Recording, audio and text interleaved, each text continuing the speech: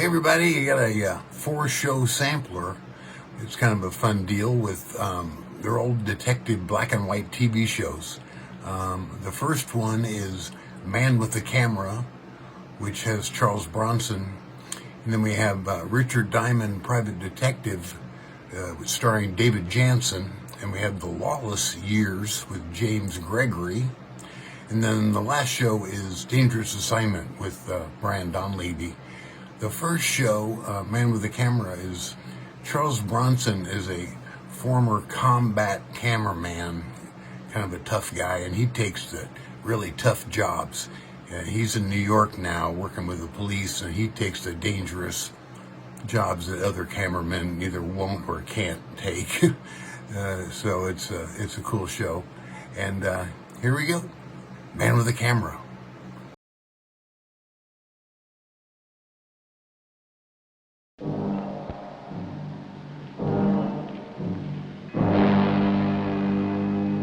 I'm Mike Kovac, freelance photographer.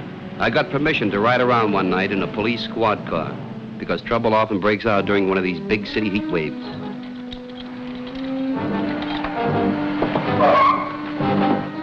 Okay, you guys, come on, let's break it up. Come on, everybody, we just I'll run you in. Come on, let's break it up. Come on, get out of here. Believe me, Mike, this is going to be one of those nights. Why? Who knows? When it gets hot, people seem to lose their heads. Well, there's got to be a reason. The heat's all they need. It's an explosion you're after. You sure picked the right neighborhood. Well, then I guess I'll walk around and see who's going to light the fuse. Good luck, Mike. Thanks very much. Thanks a lot, Mike. I'll see you.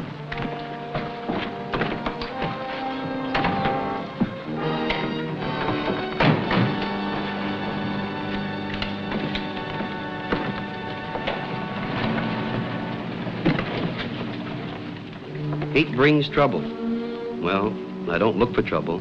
I've got enough of my own. But I do look for emotion. Emotion that puts tension on a face and makes it unforgettable. Kitten, I saw you. You didn't see anything because there wasn't anything to see. What do you mean, nothing? Oh, you yeah, don't know I what saw you're you. You out of your talking mind. about. You're ridiculous.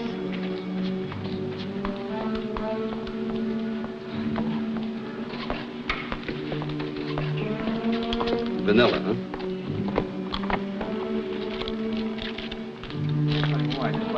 I like the name. It's kind of a meaning for me. I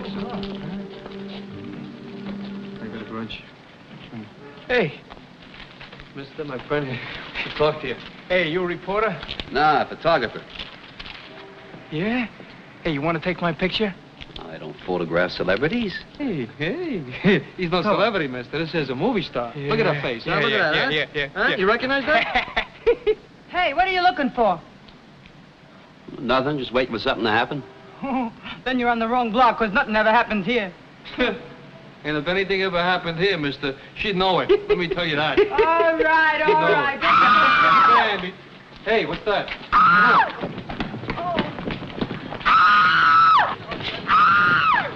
What happened? What did you see? Who it was? Did you get a look at him? It was a man. A man. A man?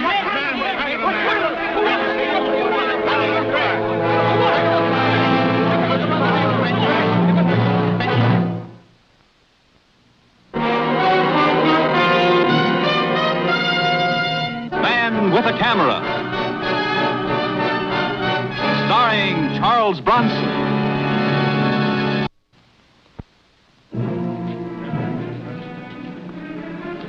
Get off of that car. Come on, hurry it up. Get off of there. Okay, folks, I'm only going to say it one more time. The show's over. Go home.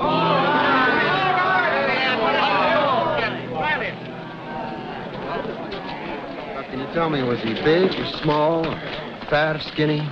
Oh, I didn't see him. It was dark, he grabbed me, and I screamed. And that's it. Honest. Probably went through the alley. Could be in Jersey by now. Are you sure you don't need a doctor? All I want to do is get home before my pa finds out. Please. Well, if we pick anybody up, we'll let you know.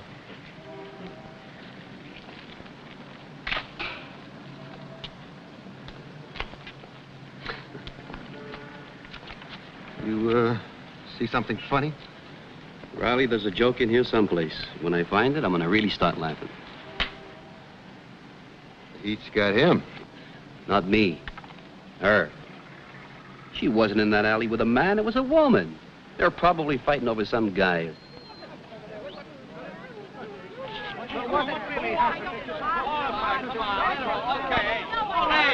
let's break it up here. Let her alone. You all right? I'm all right, Pa. What happened? Pa? I asked you what happened. Pa, they're looking at me and my dress is torn. All right, what are you all gawking at? That's what I want to know. We got a right to be here. It's a public street. Who asked you, Mrs. Know-it-all? Going back where you came from. You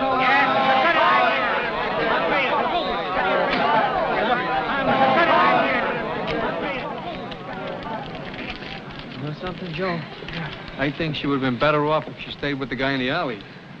You mean Phil Pike would have been better off? Yeah. Yeah. Phil Pike, huh? Well, what do you know? It's about time if somebody asks me. Oh, yeah, and even if they didn't ask you, you'd tell them. Yeah. There was no man in that alley with her, but there was another woman. Carmen, I'm your brother, and I got a right to know. Doc, I can't No, for a smart-looking guy, that's a pretty dumb thing for you to say. Yeah. Maybe it sounds dumb, but it was another woman. I want to know who did it. A man. Look, Carmen, I'm your brother, and I got a right to know. But, Doc, I couldn't see. You're lying and you know it. Oh, look, Pa, it was bad enough. Now let me alone, huh? I said I don't know. Supposing I say you do know, and so do I. How can you know if I don't? It was Phil Pike, wasn't it? Huh? Wasn't it? Yeah. Huh? Yeah, it was Phil Pike. We have to go into that again. Look, all you got to do is say it wasn't Phil Pike, and you say it wasn't him. I said I don't know, and that ought to be enough. Well, it ain't. I've got a good memory. I should have torn him apart that time on the roof. This wouldn't have happened. Nobody can talk to you. Nobody. Look, all you've got to... Let go of me. What are we going to do, Pop? What? I don't know. We'll do something.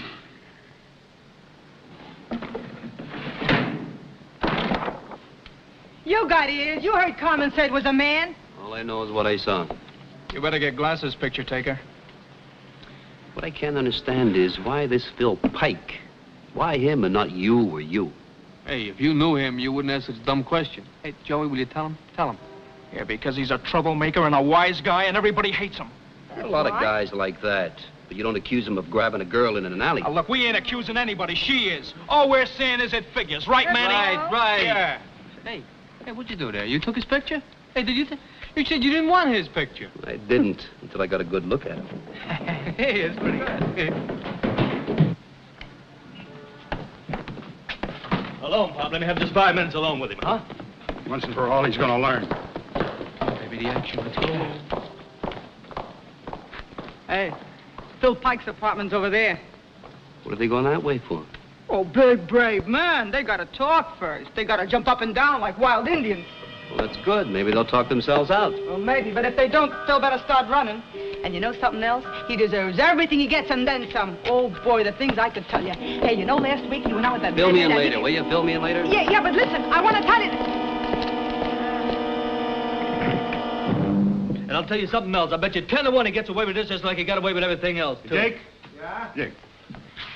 You got a kid. How'd you like to have something like this happen to her?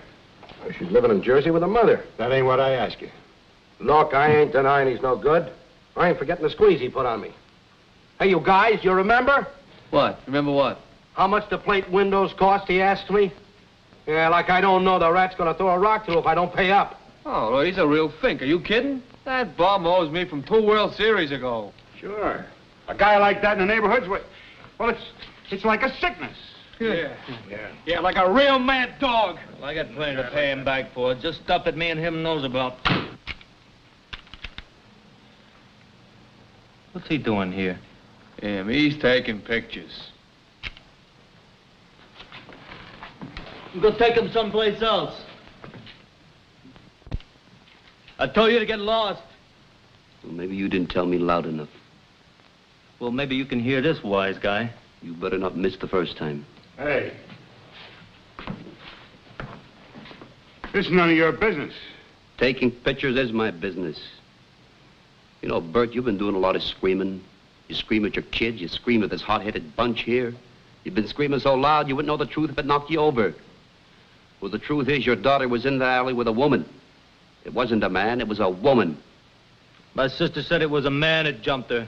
Well, she was wrong. You're lying about my sister. Don't you come any closer. There's one more step and I'll throw this right through your head.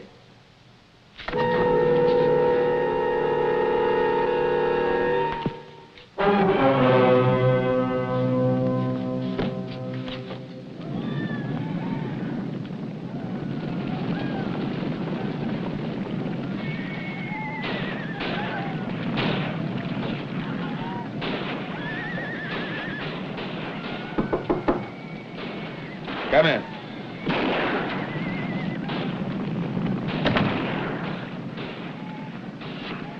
I thought you were the boy with the beer.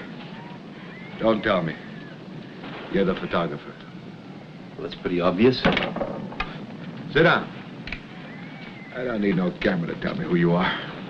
Nothing goes on in this neighborhood Phil Pike doesn't know. Yeah, well, maybe you know that your neighbors are working up to tear you apart. Bunch of blowhards. Westerns. I watch them all. Mister, I just left that mob. They're boiling. Let them boil. Well, unless you want to get roughed up, you'd better call the police. Cops? That's a good one. Cops. Who needs them? Well, I think you do. I can handle them, Buster. I don't need anyone. You have it your own way. That's the way I always have it. That's a picture of what you used to look like.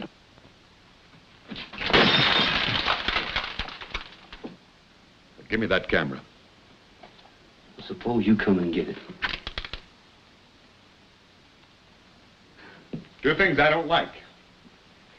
Cops and photographers.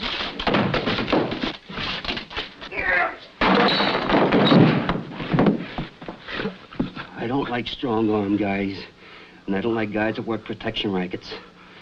Mister, I don't like you.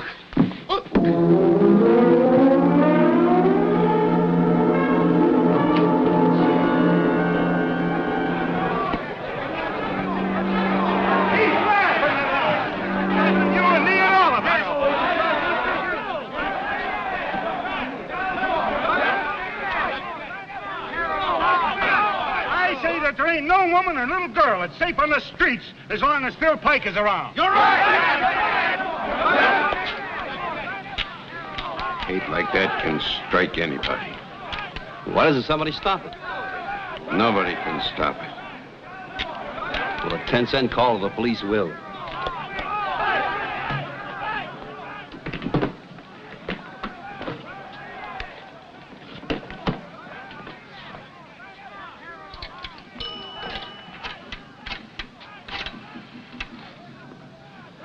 Operator, this is Mike Kovac. Would you call the police and have them send a car down a 4th Street between 9th and 10th? There's a mob out to get a guy. That's right. Thank you very much.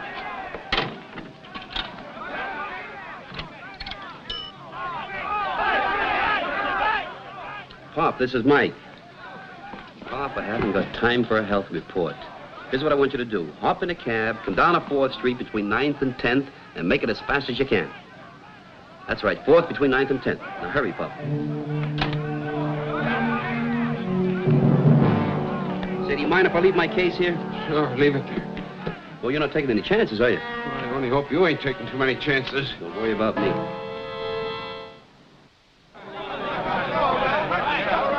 right, that's enough talk. Who's going to fix Phil Pike's wagon? Huh?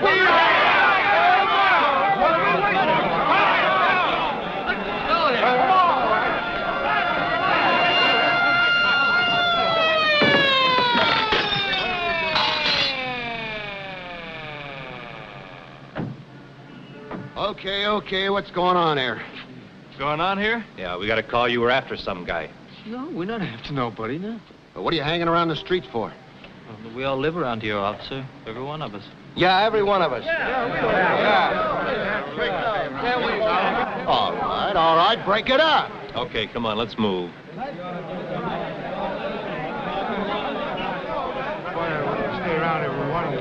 You gonna do anything? Like what, Mike? Well, whatever you do. I don't know. Listen, they're after a guy called Phil Pike. They think he roughed up that girl. You know where he is? He's in his room. But I talked to him a while ago, and he won't ask for protection. Well, until he does, or unless somebody attacks him, there's nothing we can do. That's the law. Can't arrest him for sitting on stoops. We'll have the cop on the beat look around when he gets this way.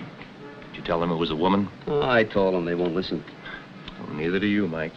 You'd keep riding with us.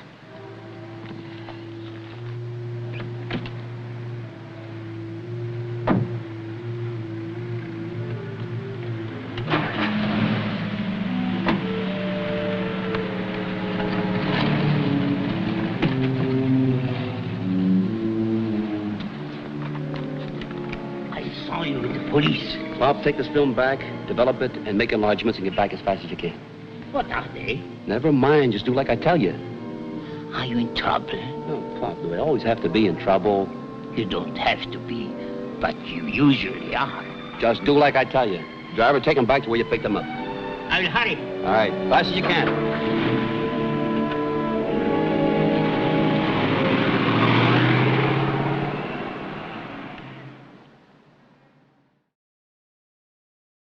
The trivia question, which I'll answer at the end of the show, is Charles Bronson was in 3 movies that were deemed culturally, aesthetically significant by the Library of Congress. He was in 3 of them. 1 was Magnificent Seven. 2 was Once Upon a Time in the West, the Sergio Leone film. And the 3rd one is ?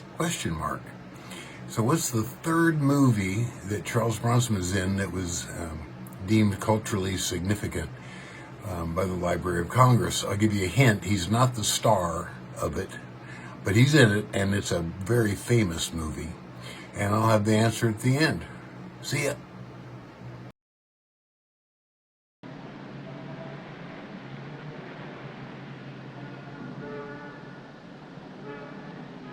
Who called the cops?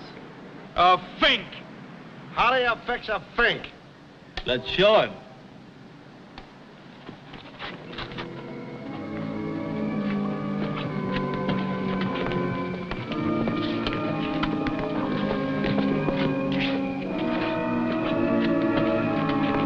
You, come in. I'm all right. Come in, please.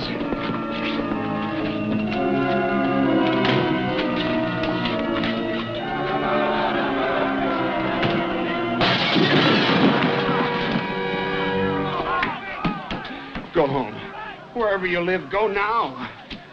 Listen, old man, that's what everybody does. They all go home and they pull the shade. Somebody's got to stay here and make them see where they're wrong. Yeah, but why you?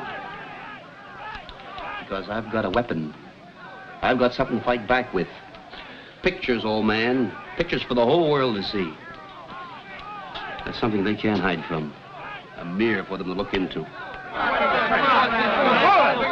it! What are we wasting our time here for? Phil Pike is the one we're after. Come on, let's go. Well, that girl, Carmen.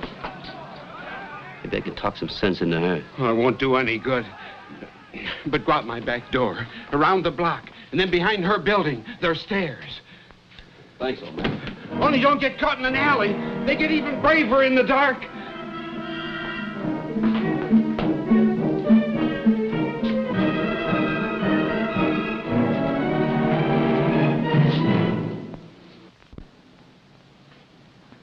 What, you hiding? You found me, didn't you? You know what's happening down there on the street? Shaking fists, calling names like always. No, they've gone past that stage. They've picked out a pigeon, and now they've got him cornered. So what? So all you have to do is get down there, tell the truth, and it'll all be over. Not for me, it wouldn't be over. What about Phil Pike? Well, what about him? You think he ain't got it coming for that night on the roof? Not that anything happened. But you think he ain't got it coming for all the lies he told me? Carmen, maybe he's got a lot coming to him, but not this way. Well, it's none of your business. I saw you in that alley with a woman. That's a lie. What are you afraid of, Carmen? Afraid that your father bought the lie, now it's gotten too big for you? I'm not afraid of my father. That woman that was in the alley, somebody the whole street knows, I'll bet.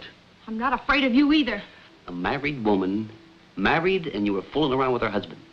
Well, nobody's gonna do nothing to me. Nobody's gonna catch me. If you'll go away. Please go away. All right, Carmen, I'll go away. But that woman better show up before Phil Pike starts bleeding, because you'll never be able to hide from that.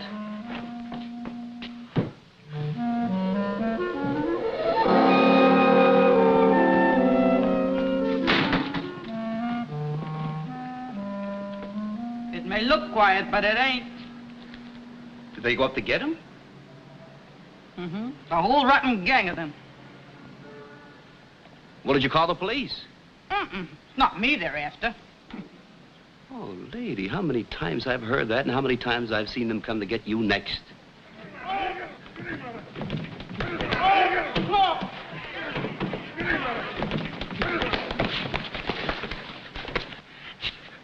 I never touched her. You know it, Bert. You know it. You know it. You got it coming, Phil. Somebody do something. Call the cops. Somebody do something. We're the ones that are gonna do something. Right, guys?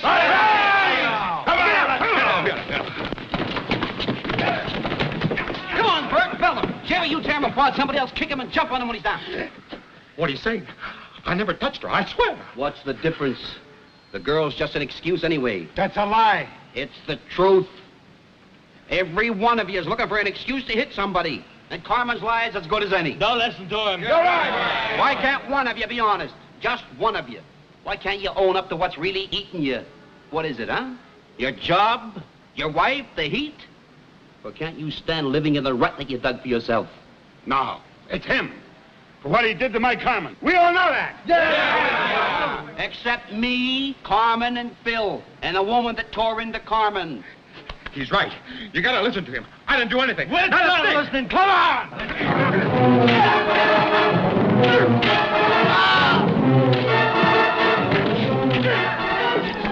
Mike, you all right? Give me the pictures, Pop. Who are these people? What happened? Here, I'll tell you later.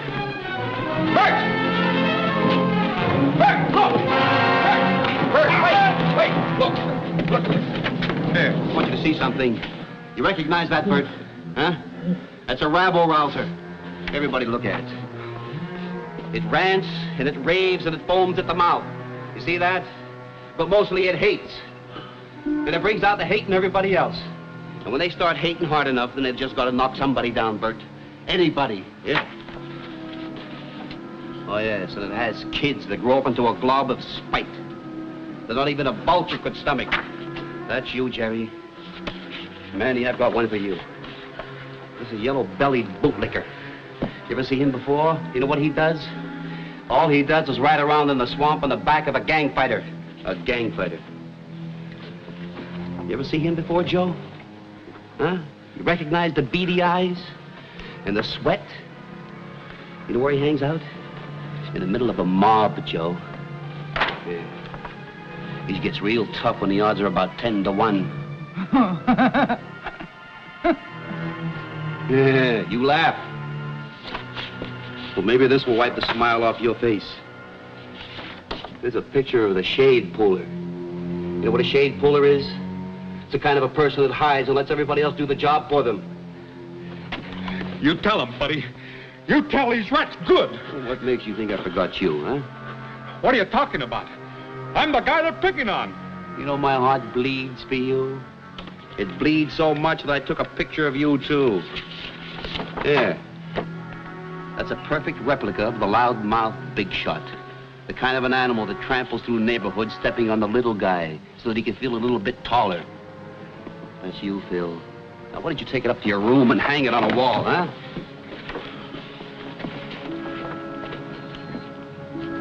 Hey, Carmen.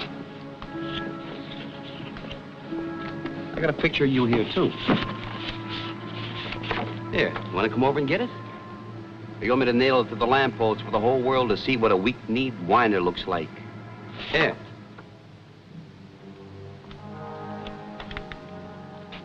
And the others, Carmen, I want you to take a good look at them. Because whatever is rotten in them, you help bring out.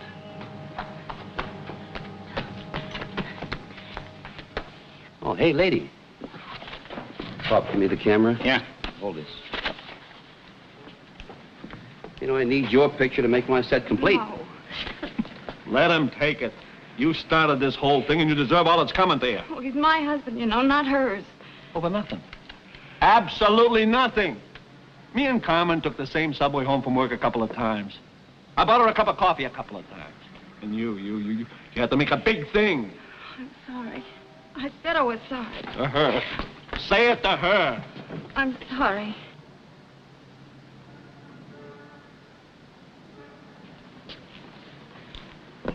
Look, I suppose I should have showed up sooner, but all I heard about was Phil Pike. I nearly missed hearing you say it was a woman. I'm glad somebody heard it. Come on. Let's go.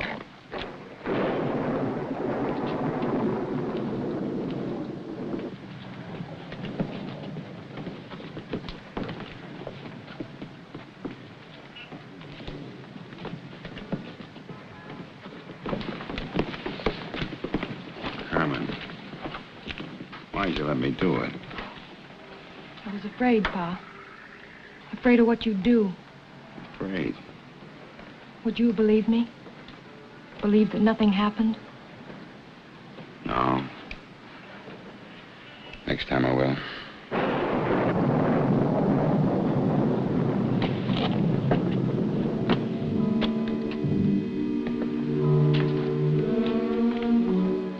Looks like it's gonna rain, Pop.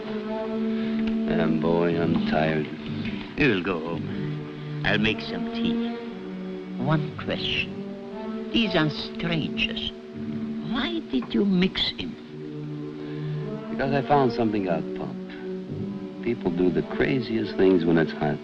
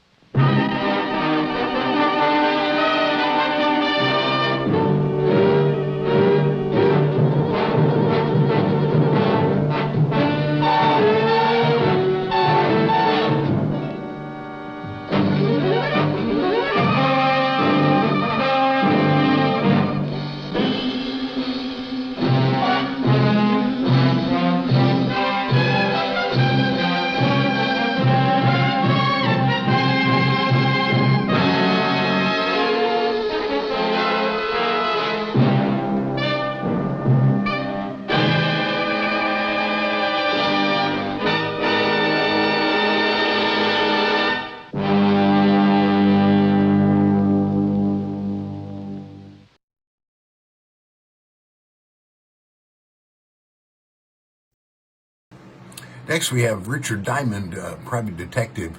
It features David Jansen, and from 1956 to 1960, he's in New York, and then he later in the series he packs up and moves to L.A. And he's a suave, sophisticated private eye, you know, and he's kind of never has much money, so a lot of the episodes start with the client walking in, you know, needing his help, and he says, yeah, I work for, you know, $100 a day plus expenses. So here's David Jansen and Richard Diamond, private detective.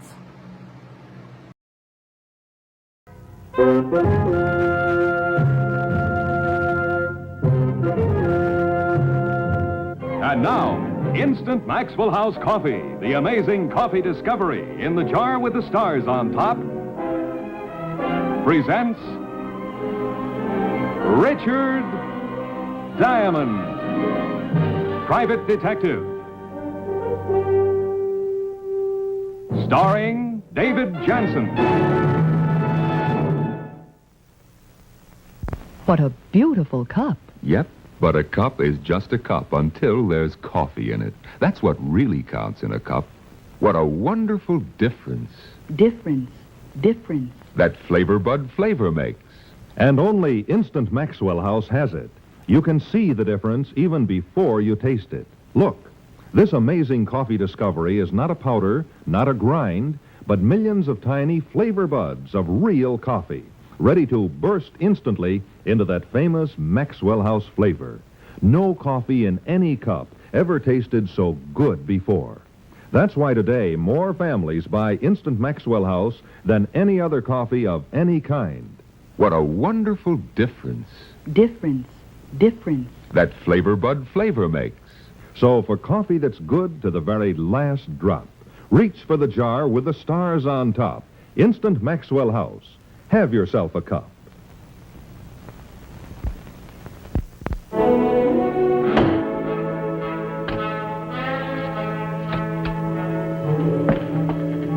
Well, come on in, honey, and shut the door. Don't let this scare you. You're Mr. Diamond, don't you? That's right. My name is Marilyn. Marilyn Milhone. Well, it's very nice to know you, Marilyn. Would you like to sit down? Thank you. Now, what can I do for you? I believe you were a friend of my brother's, Jack Milhone. You're Jack's kid sister? Well, how about that? Yeah, Jack and I went through the war together. Only the pictures he showed of you, you were about this high and you had pigtails. You were a good friend of Jack's, weren't you, Mr. Diamond? I mean, a real good friend. Well, I still am, honey. Now, I haven't seen him in a couple of years, but... Well, why do you ask? Because you have to help him, Mr. Diamond. You just have to. Oh, hey, now cut that out, huh? You have to help him. Yeah, now, Marilyn, you control yourself. I'll do all I can for Jack, now believe me. Huh? Will you? Will you, honest? Well, sure I will. Now, suppose you tell me all about this, huh? The police. They're looking for Jack. He killed a man, Mr. Diamond. Jack killed a man. What happened? The police questioned Daddy and me this morning. Jack and another man held up a gas station. Jack killed the owner. That's what they told me. It doesn't make sense, Marilyn. Why would Jack try a holdup? He's a mechanic. He has a good job. But he's changed, Mr. Diamond. Said he was tired working for his salary. Said he wanted to make some big money. Well, I don't know what I can do if what you say is true. He needs help. When the police find him, he might try to fight. But if he'd give himself up, things might be easier for him, mightn't they, Mr. Diamond? I mean, at least he'd have a chance. Well, all this has come pretty fast for me. I just don't know what to think. If I can help Jack, if I can help him, I sure will. Now, suppose you go on home and I'll see what I can do. You will find him. Please. I'll try. You're sure there's no mistake, Mac? No mistake, Rick. Everything the girl told you, it's true. I just can't believe it. Well, it's all right here. Milhone and a punk named Adams tried to hoist the station. The owner was stubborn and Milhone shot him. Cop on the beat came running and grabbed Adams, but Milhone got away. Now, Adams said Milhone did the shooting. It's all right here in the statement. Now, how do you know Adams didn't do the shooting himself? Rick, you're grabbing at straws. No matter who had the gun, the other's an accessory. He won't get off any easier. Yeah, I know. It makes you mad, Mac. You got a friend, a guy you share a foxhole with. A guy you joke with, a guy you talk seriously with. And this guy turns out to be a killer. And that makes you mad because you're a cop. You know how the law is to treat killers. Your men turn up any leads on him yet? No, this is all we've got so far. Since Milhone quit his last job, he's kept bad company. Been picked up for questioning the last couple of months, but never booked. Here's a list of the men he's been seen with recently. All drifters, no goods. You mind if I keep this? No, I've got a copy. Oh, and he's been seeing a girl, too, named Eve Miller. She used to sing in an uptown club. I can't get a line on her now. Well, maybe I can.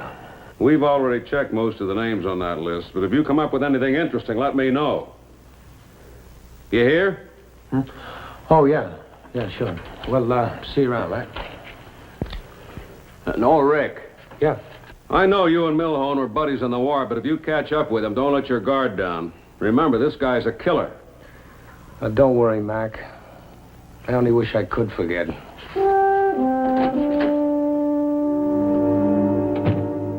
I decided to save the names on Lieutenant McGo's list for last. I had a friend, Bill Blake, who was a pretty good source of information. He was an ex-con who was making an honest living pushing a hack. Oh, hi, Rick. Bill, you know where I can find Jack Milhone? Gee, I'm sorry, Rick. I wish I could help you, but, say, just a minute. The last time I heard, Milhone was running around with a dame by the name of, Eve Miller. Eve Miller?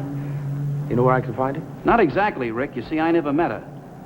But it seems to me that she used to work in one of those small nightclubs uptown. That's the only thing I have to go on. I guess I might as well check it out.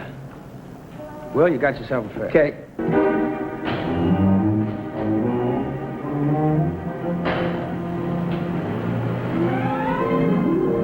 Bill drove me uptown, and we started making the rounds of the small clubs. After the fourth one, I struck pay dirt. The manager of the club told me that Eve Miller had worked there once. Now, he didn't know where she was living now, but one of the dancers named Jane Thomas used to room with her. I was in luck. Jane Thomas was in her dressing room getting ready to make some publicity stills. Now, most girls are a little touchy about answering questions asked by strangers. So I figured the best way to get Miss Thomas to open up was to fill the air with the sound of wedding bells and the sweet smell of orange blossoms. Miss Thomas, ma'am, could I speak with you for a minute? Yeah, come on in.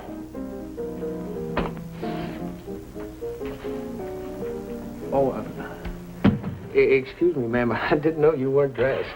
All right, funny man. What do you want? My name is Thurlow Anderson, and I'm from Texas.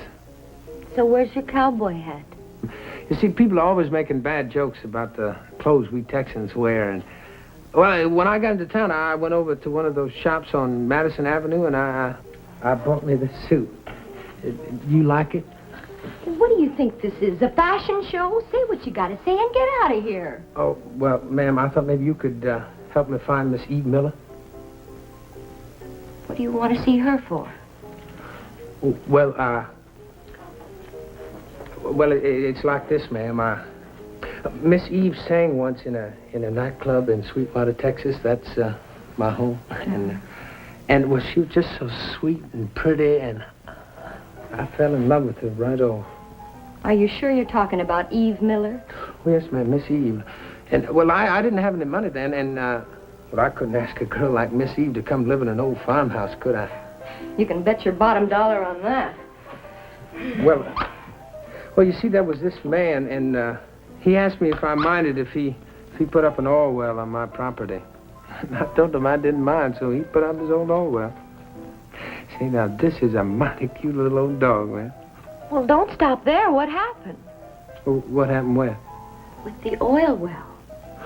Oh, shucks, there wasn't any oil in that old oil well. Oh, swell.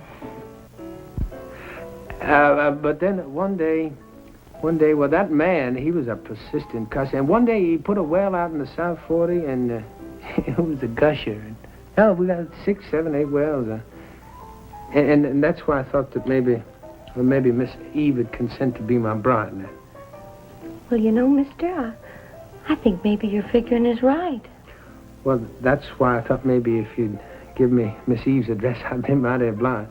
Well, Eve didn't want me to tell anyone where she'd moved to, but you're sort of special, and I'm sure she'd want to see you. Oh, I just had a thought, ma'am. Now, she ain't married, is she? No, but... That's a relief off of my mind. But she has a boyfriend named Jack Milhone. Well, I sort of expected that, ma'am, because, well, a girl as pretty as Miss Eve's bound to have a boyfriend. Eve's changed a lot since you knew her. This Milhone, he's a pretty tough guy. Shucks, man, that don't scare me. If I could just have Miss Eve's address, I'm mighty anxious to see her again. Oh, sure. Oh.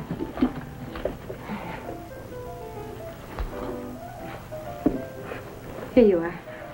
Well, now, I can't thank you enough, man. And listen here, we'll give you an invite to the wedding, eh? Oh, please do. I'd love to come. Now, you sure you can find it all right?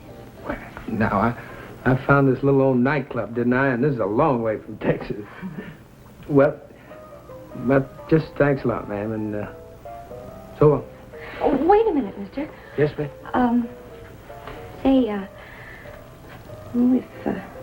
if Eve doesn't turn out to be the way you remembered her, well, I mean, if things just don't work out, I'd be very glad to show you around New York.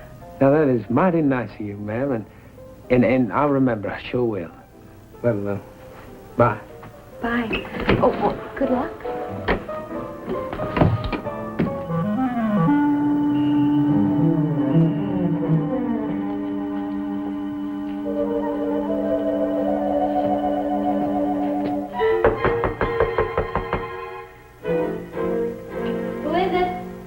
Western Union. Slide under the door. Well, I can't. It's a singing telegram. That's a big joke. Well, now, honey, you open the door and we'll both laugh.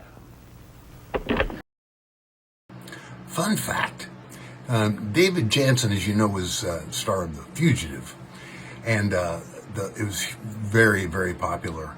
And the final episode of The Fugitive, when they solved the crime of the one-armed man and all that, 78 million people saw this show.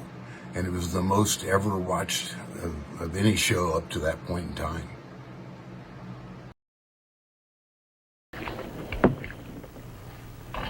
Okay, what is it, Bud? I don't know you. Well, you do now. You mind if I come in? Yeah. What are you selling? What are you buying? Look, I got no time for a wiseacre. Just a minute, Eve. Suppose I told you I wanted to help a friend of yours. Suppose I was serious. What do you mean? Jack Milhone. He's also a friend of mine, and he's in trouble. And you really want to help him? That's right. Let him in, Eve. I believe him.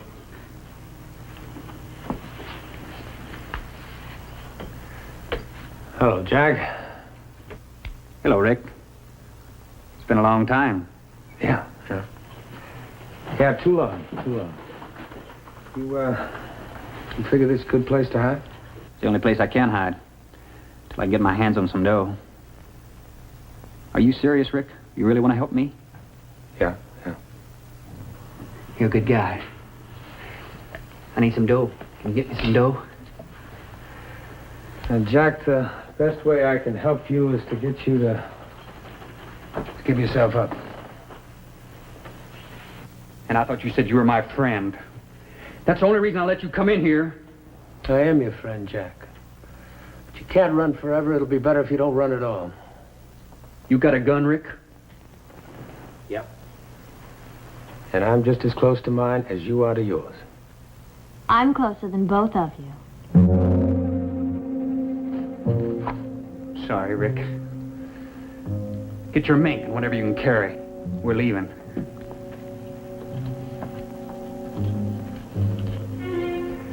I'm sorry we can't talk about old times, Rick. I'd like to talk about the filling station attendant, the guy you killed. Look, don't hand me any speeches. Now, I had to do that. He tried to stop us. That's your only reason? You're not sorry? I'm sorry I got mixed up in this. I'm sorry there's cops on my tail. Now, Jackie boy, your sister was right. You really have changed. You darn right I've changed. I got tired of slaving under the hood of a car for $60 a week. I like clothes like this. A dame like that. Look, I've always liked you, Rick. But I know what I want and I know how to get it. You live your life and I'll live mine. I'm ready. Okay, let's have the wallet. Now, Jack, listen. Don't give me any speeches. Just hand her the wallet. Count it. 10, 20, 30, 3, 4. There's only 34. Rupert said we'd need at least 100. You can talk Rupert into making up the difference. After all, he's your brother. You go over and see him at the merry-go-round. I'll join you there later. Now, you're making a big mistake, Jack. Come on, hurry up. Sorry, Rick. We needed a head start.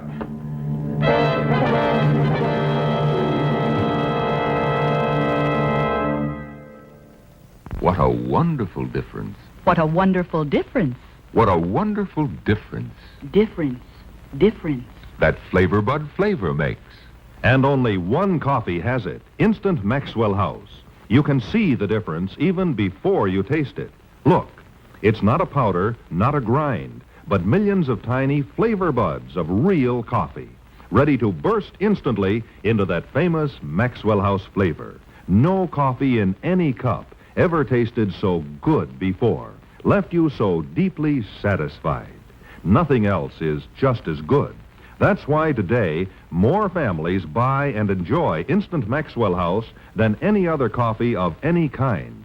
So for coffee that's good to the very last drop, reach for the jar with the stars on top. What a wonderful difference Difference that Flavor Bud flavor makes. Instant Maxwell House. Have yourself a cup.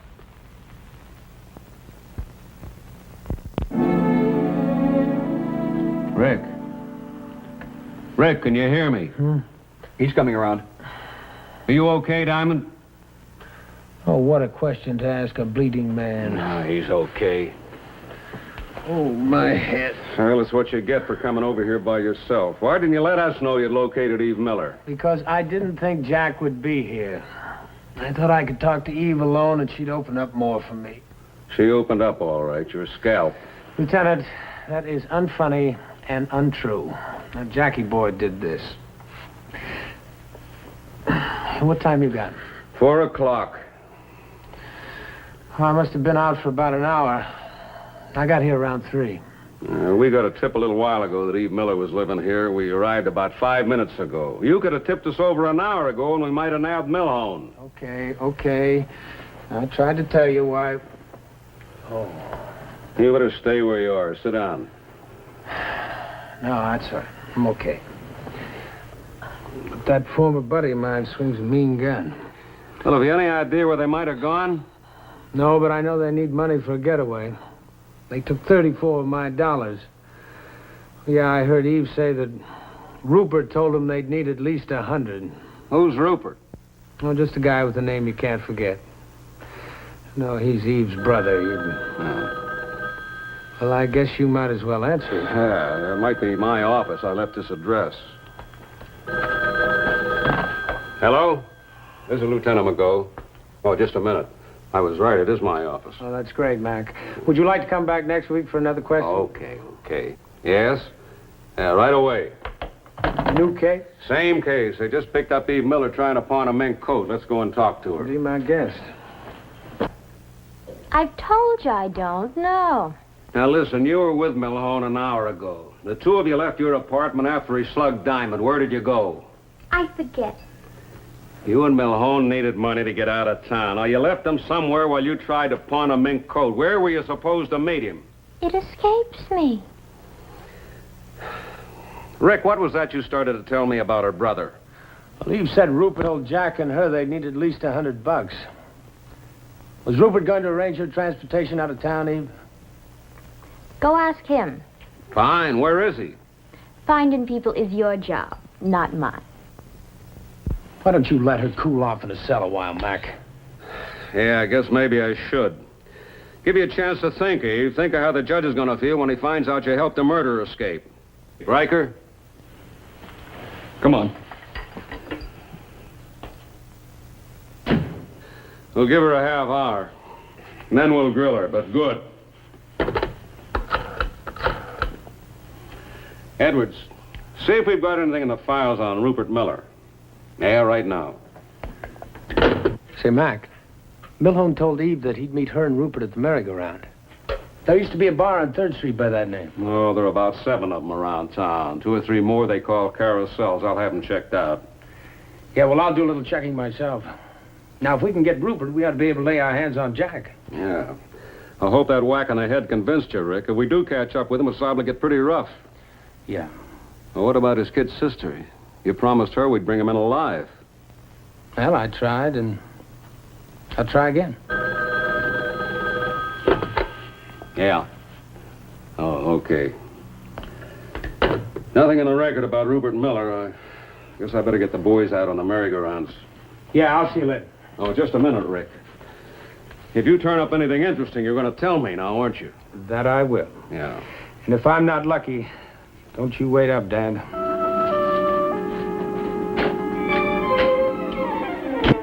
Now, I know a lot of characters, and a lot of characters know me. But nobody seemed to know this character, Rupert Miller. But then I got lucky when I found Breezy Jones in a penny arcade. Got any free games going, Breezy? Hiya, Ricky boy. Man, look at that score. I'm a whiz at this game, I tell you. Yeah, well, tell me something else, Breezy. Tell me where I can find a guy. Ah, Ricky. Not me. You know me. I don't sell info. Too many of my pals start mistrusting me. Well, just this once, Breezy. Here, I'll finance you to a day of games. Ah, Ricky. And look at that score. This guy's name is Rupert Miller. What's he done? Not a thing. I just want to talk to him. Well, Rupert, he bummed around on and off for several years. I hear he turned legit, got a regular job. Pal of his named Tommy bought a business and gave Rupert a job. This pal owned a bar called the Merry-Go-Round? bar? No, I bought one of those kid joints. What? A kiddie joint. You know, a place where they got kiddie games, rides, train swings, and all that stuff there. A merry-go-round. A real one. Sure, I think there's a merry-go-round there, too. It's on Mulberry Street, near 5 Points. Well, thanks, Beezy. There you go. I'll see you around. Thank you, Ricky. You're a sport. A real sport. I called Mac, he picked me up, and we drove out toward 5 Points. It was almost 5 when we reached the kiddie land. Okay, there you are. Right here.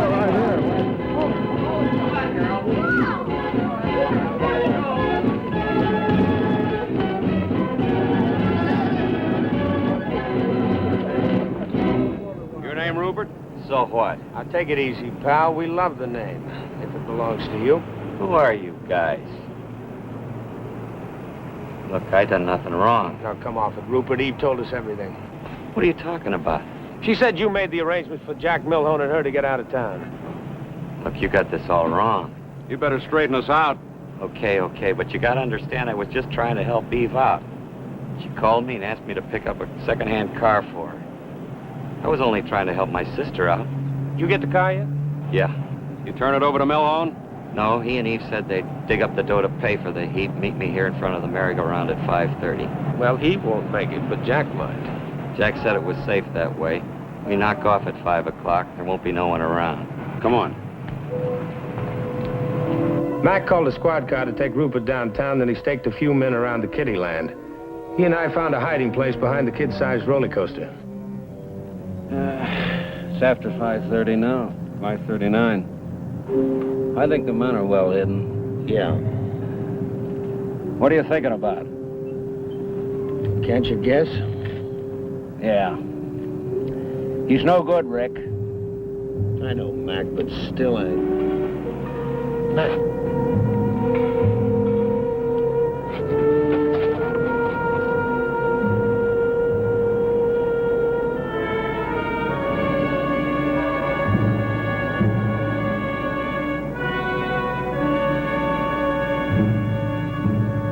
Hold it, Milhone!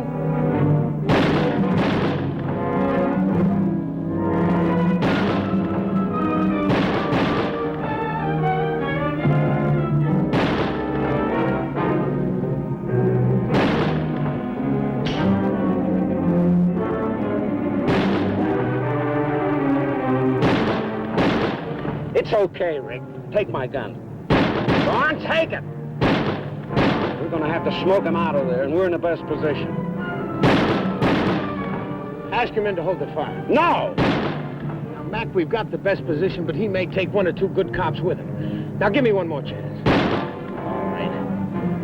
Hold your fire, man! This is McGrew! Hold your fire! Jack?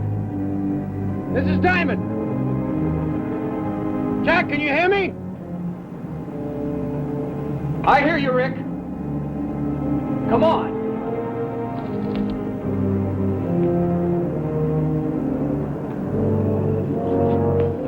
That's far enough.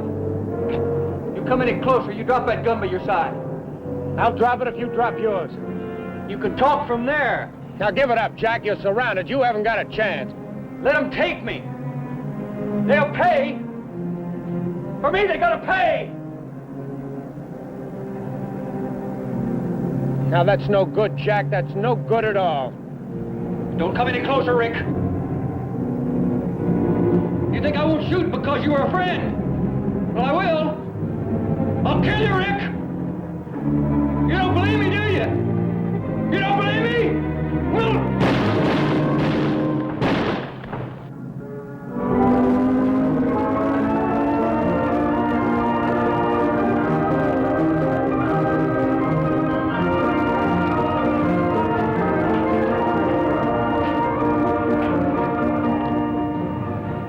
Yeah, I believed you, Jack. I really did.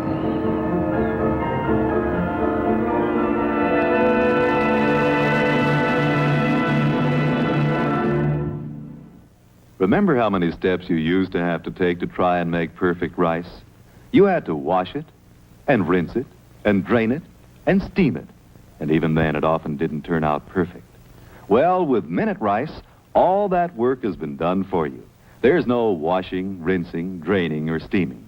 Minute rice is already cooked. The only rice that is. One step to perfect rice. The one step? Just boil water. Yes, all you have to do is add minute rice to boiling water, cover it, and let it stand. One easy step to perfect rice. To rice that's always light, white, and fluffy. Rice that's always tempting, tender, and wonderfully delicious, no matter how you serve it. Get minute rice and see how true it is that when you use minute rice, the rice that's already cooked, it's just one step to perfect rice.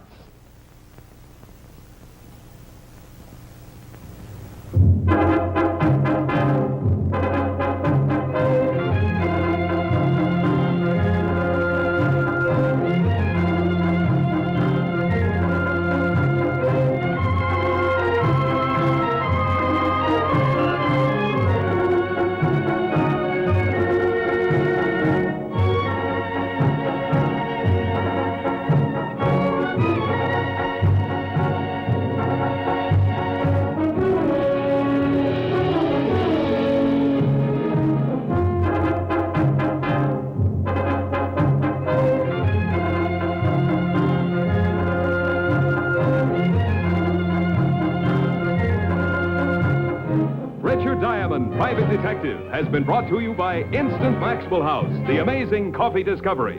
What a wonderful difference that Flavor Bud flavor makes. Always good to the last drop. Next up, we have the Lawless years with James Gregory. It was from 1959 to 1961. It was about the true, loosely based on the true stories of Barney Ruditsky, who was a New York police officer in the Prohibition Roaring 20s days. So here we go. The Lawless years.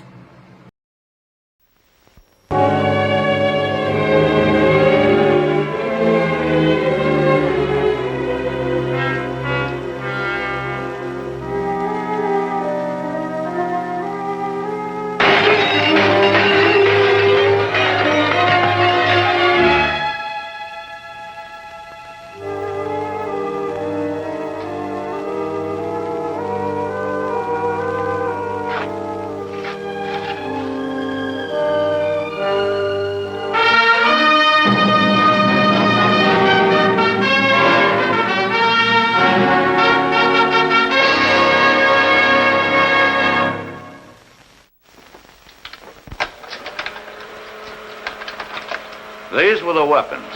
They took their toll. Left the marks on the victims and the times. Those strange, nightmarish, lawless years known as the 20s. This gun, tagged. Source, found by Sergeant Barney Ruditsky in an alley at 117 Clinton Street. Owner, unidentified. That was my report. The report was a phony. I didn't find it in an alley. And I knew who the owner was. But by the time I caught up with him, it was too late to return it. He was dead.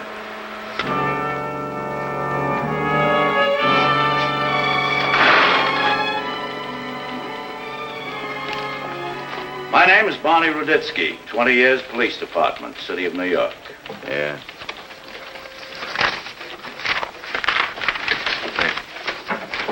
Well, Mrs. Pavlok. Hello, how are you? Come on in. Hey, Max. Here, meet my partner, Max Field. Mr. Pavlok. Oh, man. How are you, huh? All right. Family all right? All right. How's Waldy and Tommy? Mr. Ruditsky. Yeah? I... All right. All right, let's go in here. Catch for me, will you, Max? Sure. Come on.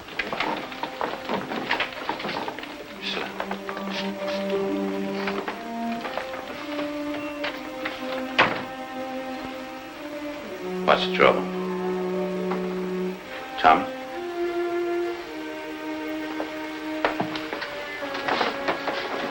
Come on, you can tell me. You know I'll do anything I can to help you or Tommy. You were always a good man to my Tommy. You talk to him like you're his father, but he ain't listen, Mr. Ruditsky. You tell, don't go with the bombers. But he ain't listening. Yeah, I do. I try to keep my eye on him, but also I understand his problem. You know, not being born here, and he's trying so hard to be accepted, and all he can find is a... Today I find it. A gun in his room. I beg from Tommy. I say, please, be good boy. Listen to Mr. Ruditsky. Get nice job. Don't go with the bombers. Why this happened to my Tommy, Mr. Ruditsky? Does Tommy know that you found the gun in his room? No.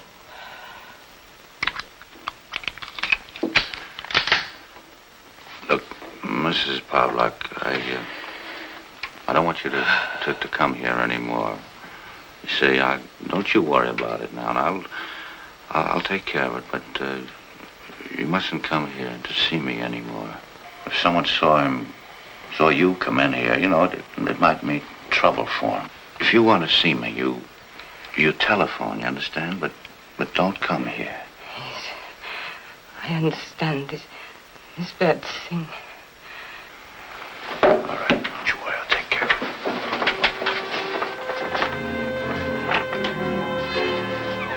Tommy Pavlak, 19 years old, born in Warsaw, Poland. Father dead. Brought to America at 13. A stranger in a hostile world. Perfect material for the mobs. So anyway, there's this old dame, see. She's coming out of Siegel Cooper, and she's carrying a bag on her arm, like this, see. So then Fleisch comes up from behind, see, and he gives it a shove. And the old dame, she chokes like a herring, see, and then she swings around. So then Fleisch makes her that little bow, you know. I'm sorry, lady. Then I come up from behind, see, and I cut the strap from her arm. And boom, I'm off, running in the crowd, right? No big deal. $27? No big deal. Ah, come on now, what's the matter? You do better. Big deal. Big deal, big deal, big deal. Hey, you guys seen Puggy? No, we're waiting. Puggy says for us to wait here for him, so we're waiting. He got a job for you guys? I don't know. He say something to you? Huh? He only said for me to be here. I think he's got a trick for Tommy. I know he gave him a piece yesterday. Yeah? Yeah, 32. A big deal. Well, why don't you shut up? Drop dead. Hey, Slug, give me a corned beef and a Dr. Brown. Hey, how do you guys like that Lex Diamond, huh? 7 slugs in him and he stands up. Pop! 7 slugs and he stands up. Yeah, but little Augie catch so much lead they can't even lift him up. Big deal.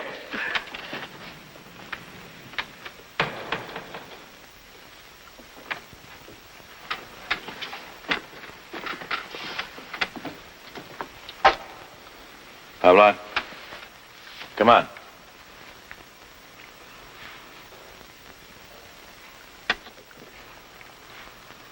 What for? That's right. What for? Ask him. He got a warrant? Did you say something, young man?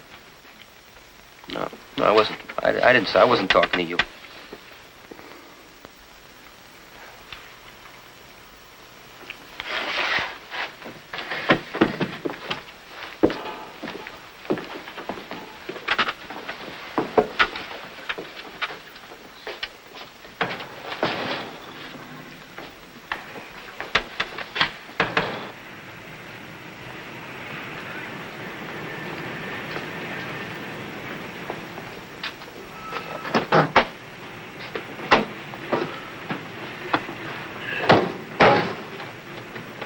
All right, where'd you get it? Huh? Who gave it to you? Gave me what? A gun. Where did you get it? Gun? What gun? I don't know what you're talking about. What gun? This gun. Now, where did you get it, Puggy? I never saw that gun. Your mother found it in your room. She turned it into me. Now, look, suppose I run a check on this. Find it's been used to shove somebody across. You realize the spot you're putting your own mother in? Listen, kid, you're in trouble, one way or the other, with me or with those punks you're running with. Now, come on, make your choice. Tommy, come on, tell me. Where'd you get the gun? Puggy, is that what you're worried about? No. I'll take care of him. Huh?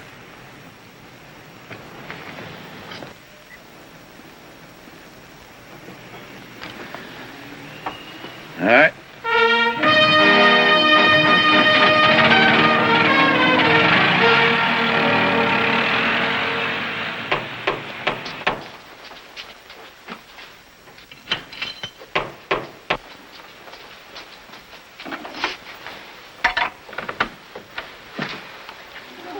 Good evening, Mr. Pavlak.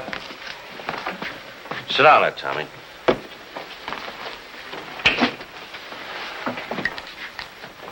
I want you to sign this.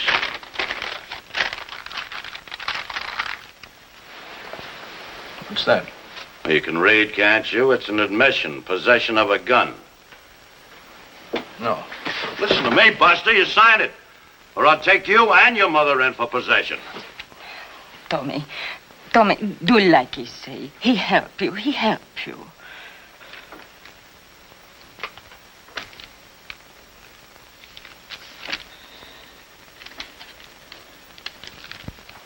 All right. Now I'll tell you how. You get off the streets before 11 o'clock at night, you understand? If I catch you once, I'm going to hang this rap on you. 2 years. Elmira. The way you're heading now, you're morgue fruit. Maybe you'd be better off in Elmira and laying on some police slab with a couple of slugs in your head. Miss Pavlak, I have a friend. He's manager of the sports goods department. Want to make his department store? Tommy goes to work there Monday morning. Dziękuję. And we'll make a good kid out of him, even if we have to break his back in the process. No. Better break his back than your heart. Night. Chodźcie wam.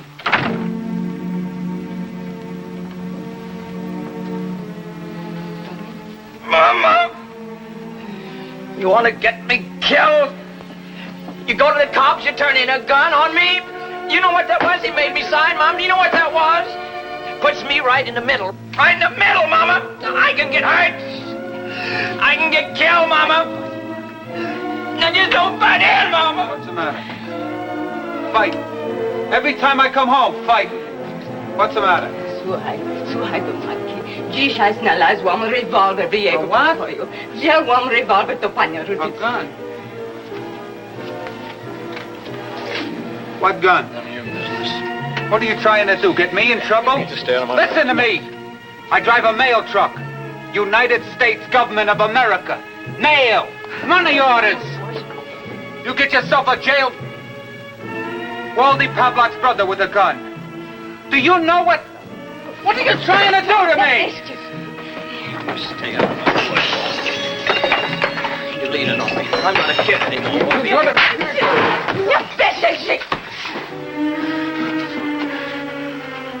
That's your fault. I work all day. 10 hours a day I work. Pushing a 10-ton truck. Heavy mail bags. I work for what? Your sweet little baby Tommy with a gun. Your fault. Go ahead. Go inside and kiss him. Tell him everything is all right. Tell him he's your sweet little baby. I'm sick of it. I'm sick of the whole thing.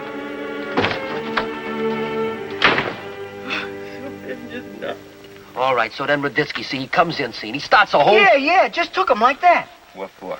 I don't know. Look, I said to him, you got a warrant, cop? But I don't know. Yeah, Argo here said, you got a warrant, cop? But I don't know. I told him meet me here with the piece. You have the piece on him? I don't know. Maybe they're holding on possession. I go call Flexi. Tell him. He's out. Hey, you're out. What happened? They work you over?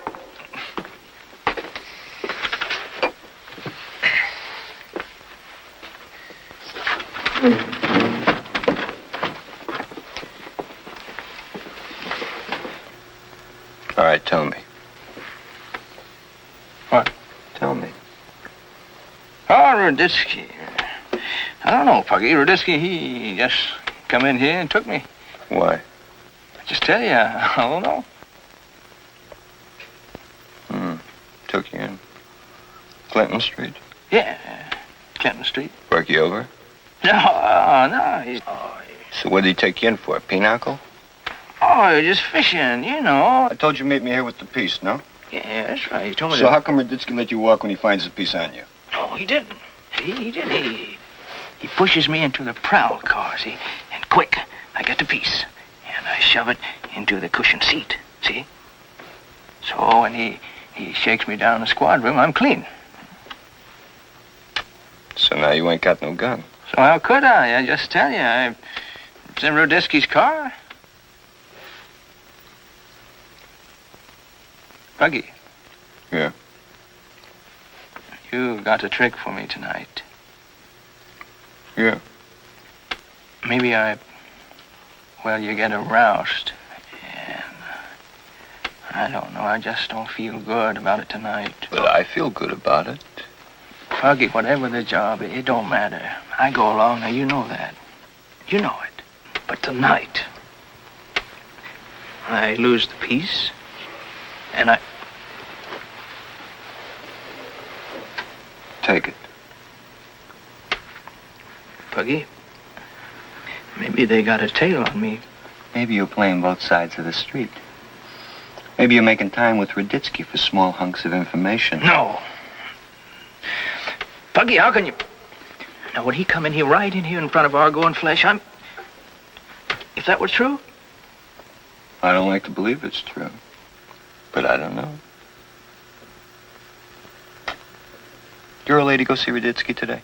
No. No, she didn't. That's a lie, and that's a lie. All right. It's a lie.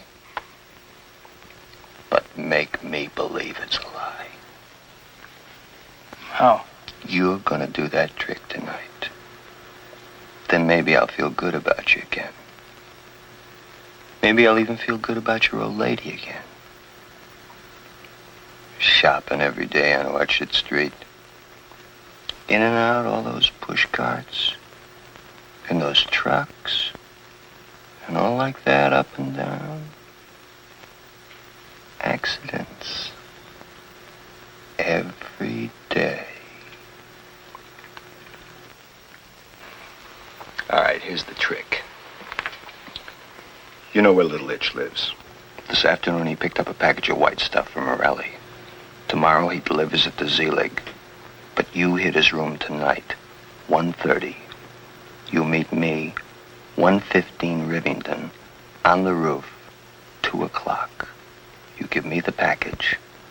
I'll take care of you tomorrow. A good score. Little Itch won't be home. He'll be playing club with me. But if he is home, I'll feel even more good about you if you hit him.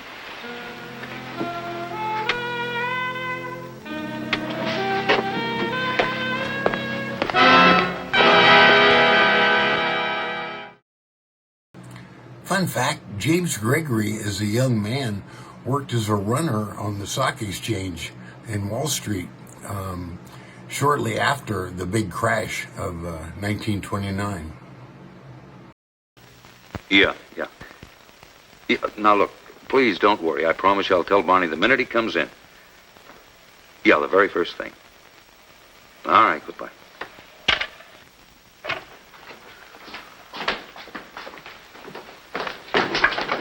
Barney. Yeah. Miss Pavlov just called. Tommy snuck out again. Sounded real scared. I had a feeling the kid's terrorized. You know, there's a push set for tonight. Hey, book him, will you? It'll be a Monty squeal. Yeah. Take your head off. I knew the kid was being pushed into a trick. I had to find somebody to open a door for me, to get to Tommy before they shoved another gun into his fist. I hit all the spots. The delicatessen was closed. The pool room, the Rathskeller were open, but nothing. I didn't like it. Felt ominous. And I knew time was running against me and Tommy. Until I hit the National Theater on Houston Street.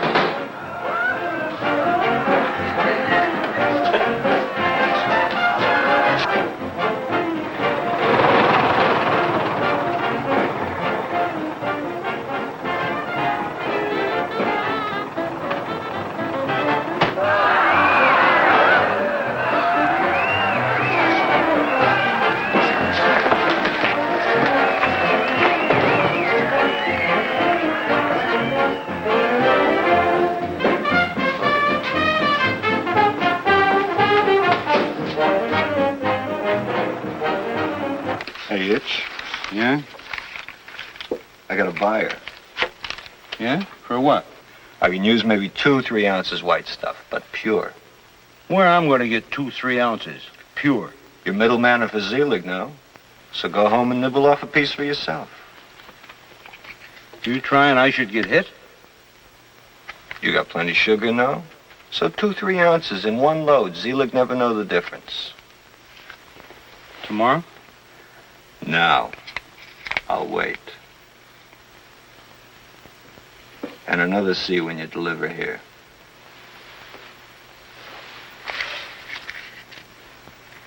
So wait.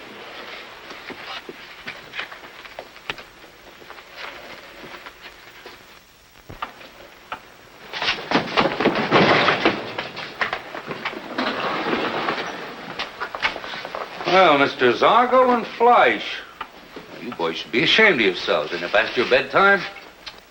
Gentlemen, I just looked at Mr. Ruditsky's face. I give you a small hunk of fatherly advice for free. Whatever Mr. Ruditsky wants to know, you tell him. Take off your hats. Where's Tommy Pavlik? He's pulling a trick for Puggy, isn't he? All right, you're going to tell me where and when. The locker room? Bill, keep this other one cool.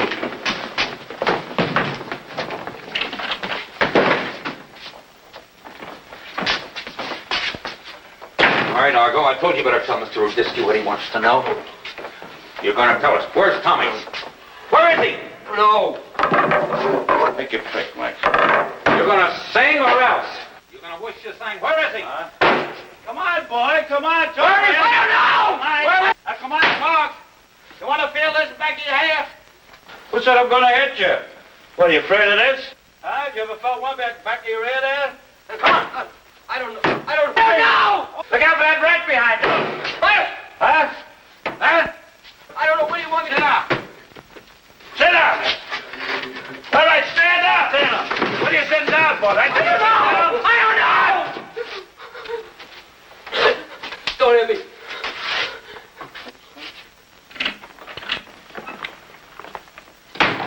You. Inside. No, please, Mr. Ruditsky. I got a bad heart. I've got a bad heart, please. Come on. On Please, your feet. Mr. Ruditsky. I Where's got a bad Tommy? heart. I tell you, I don't know. He meets Puggy. Puggy, 2 o'clock. Where? Rivington. 115 Rivington. On the roof. Puggy pushed Tommy. He gave him his gun. Please, Mr. Ruditsky.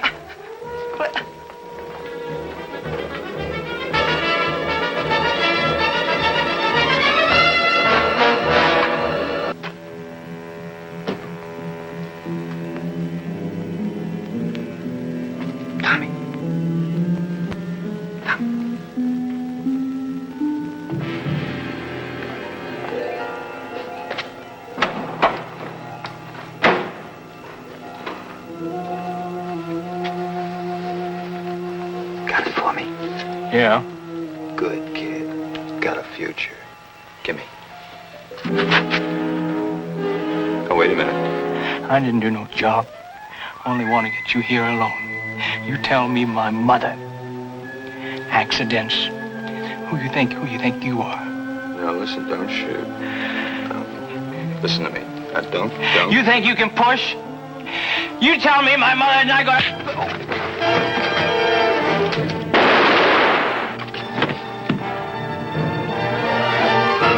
Drop it, Tommy.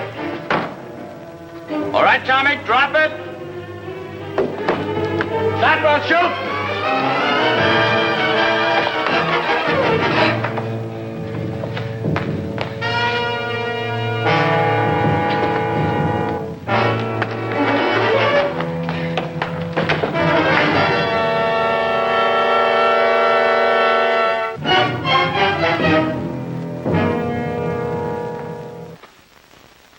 So he shot Puggy. I got there too late to stop him. But in my book, the little rat had it coming. One thing, I could have hit Tommy. I could have picked him off up there on the roof, you know, but For some reason, I didn't squeeze the trigger. Well, I guess I took the chance because I don't think you'll ever hurt anybody else, Mrs. Pavlak. Never again. And I think you'll come home. Sure, it's not all his fault, Mrs. Pavlak, you understand? You know, everybody leaning on him, me, Wally here, Puggy. The boy's trying to find a way out. And... Mr. Ruditsky? Yes. My brother Tommy. Now maybe he's going to go to the... He was pushed, threatened. Your mother was threatened. He was threatened. I'll testify to that.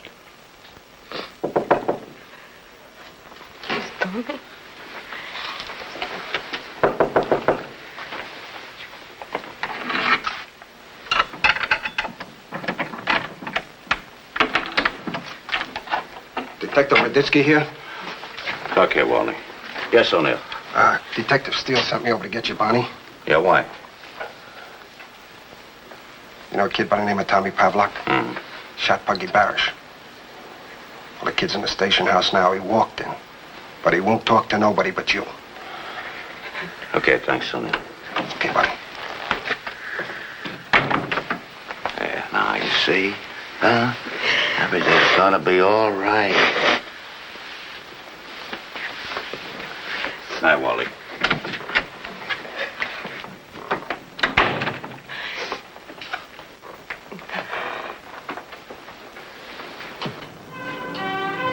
It would be Tommy versus the state of New York for manslaughter. He'd get 5 to 10. Tough, but the law can't permit any individual to act as judge, jury, and executioner. I'd keep in touch with the kid as he did his time. With the right help and encouragement, maybe someday he'd consider it a cheap lesson.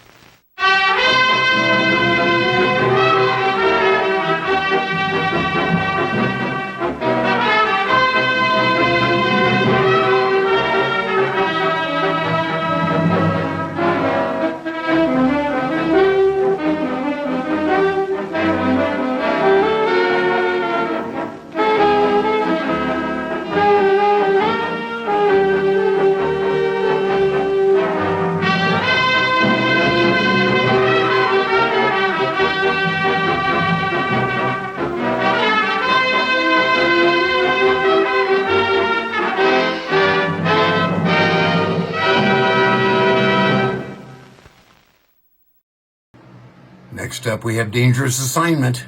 It was a radio show originally, and then went to TV. Brian Donlevy was stars in both of them. It's a cool show. It involves Brian Donlevy starts the show, and he goes to see the commissioner. It's like his boss. It's all secret agent stuff. And he ships off Steve to go to exotic locales, and there's lots of violence and intrigue, and it's a cool show. So here we go, Brian Donlevy in Dangerous Assignment.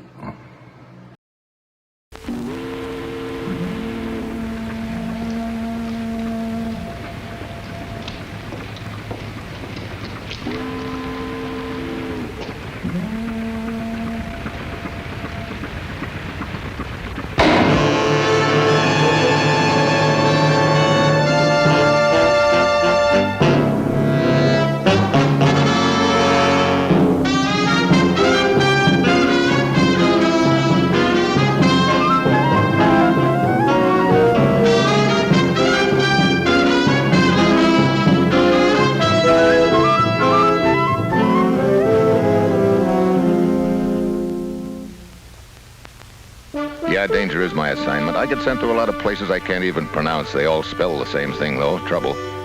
This time it's Singapore, where I'm to find a girl. The only thing I know about her is that she's called the Red Queen and has a line on where I can lay my hands on $1 million worth of rubber stolen from Uncle Sam.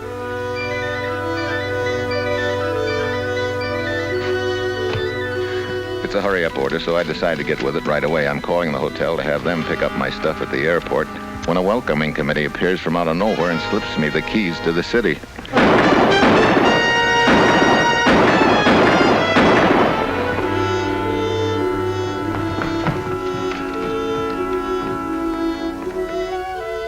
That's what I like about traveling undercover. Nobody ever knows when you arrive, except in my case, 6 bullets labeled Steve.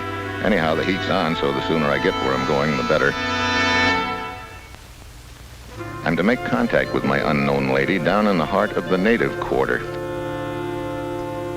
It's a mangy little bistro full of foul odors and weird characters and has the well-thought-out title of Mamie Wong's Place. Yeah, Mamie Wong. Stevie?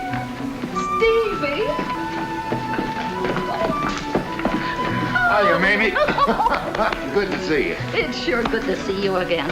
But I knew you'd be around here before long. The minute I heard you was in town. The minute you heard... You mean you knew I was in Singapore? Oh, sure. You ought to know well enough by this time that nothing happens in this town that gets by these old ears. Yeah. Well, maybe you can tell me who tried to powder me with lead the minute I got off the plane. Somebody took a pot shot at you? 6 of them. I know every hatchet man in town.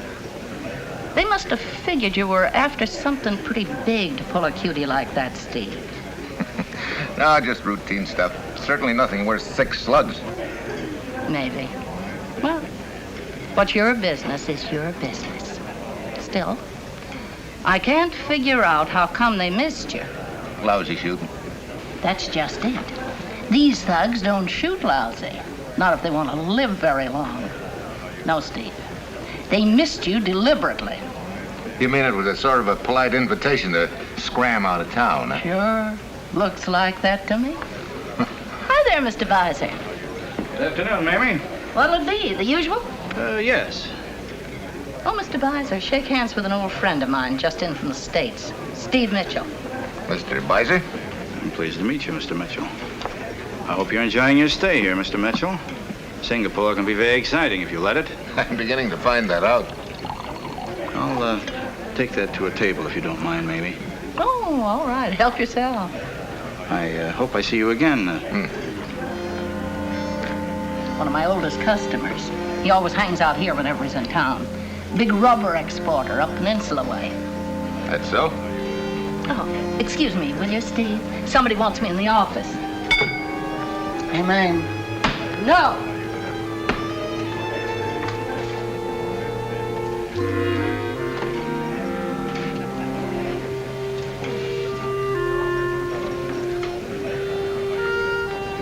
Hi. Hello.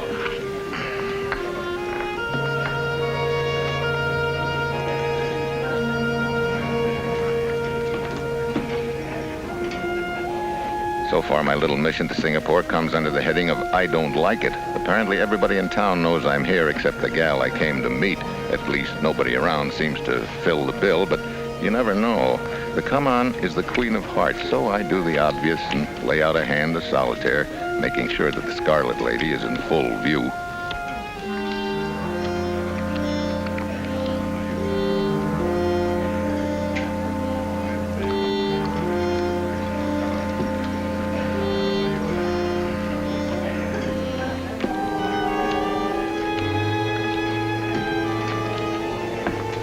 Hi, mind if I kibitz? Oh, go right ahead. I always did say it was more fun playing solitaire when you weren't alone. Thanks. You're an American. I could tell the minute you walked in. So am I. Oh, yeah? I thought you were. How long you been away from the States? Not too long. That's why I came over. I got lonesome. Not many Americans come to this spot. Yeah, only crazy ones like me. You know, you don't look like you go with the wallpaper in this rat pit either. Where else would they hire a dancer with 2 left feet? Looks like I need help, huh? What's the matter with the Red Queen? Yeah, I guess it is her next move. You're Steve Mitchell. You're interested in rubber? Yeah, you know where I can get it? The hall through the portieres, the first door on the left, is my room. Got it. Meet me there tonight at 7:30. What's the matter with it right now? It wouldn't look good. Besides, I won't have all the information until then. Okay. Okay, Yank. Thanks for letting me horn in on your game. All right. See you again sometime. Sure.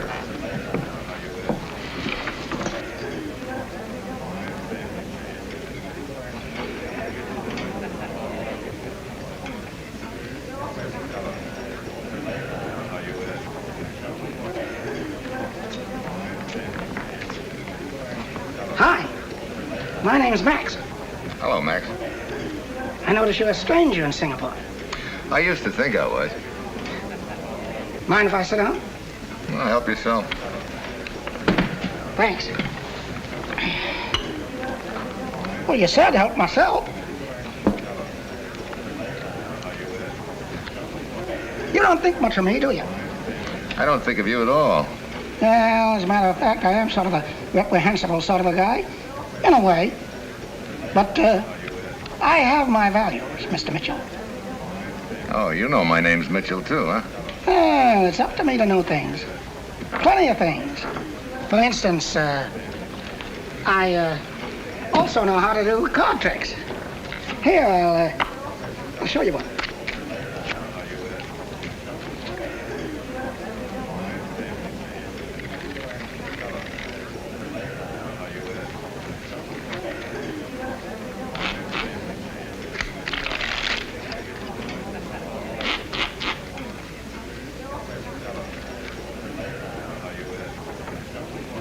Good?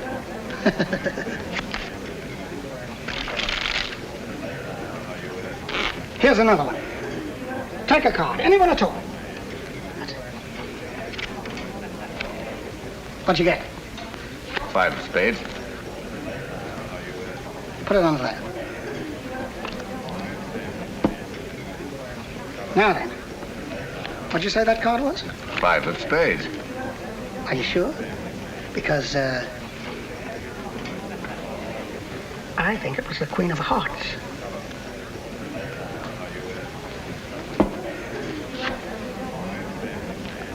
Well, what do you know? Interesting. Very. You know any more tricks with the Queen of Hearts? Sure. One in particular, I'm sure, would intrigue you. But, Yeah, I know. What'll it cost? well, it might be a little dangerous. Would $100 be too much? I wouldn't pay $100 to communicate with Houdini. Oh, well, all right. But cash on delivery. Well, this is hardly the place to do the performance. We'll have to take a little walk. Where to? Oh, it's all right, Mr. Mitchell. You can trust me. I'm always loyal to my employers. Let's go.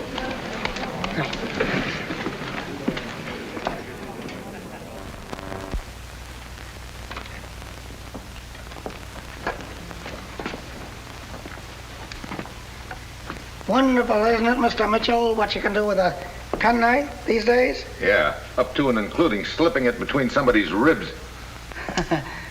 I'm not responsible for anybody in here. You mean this week? Let's see. Who have we here? Never saw him before in my life.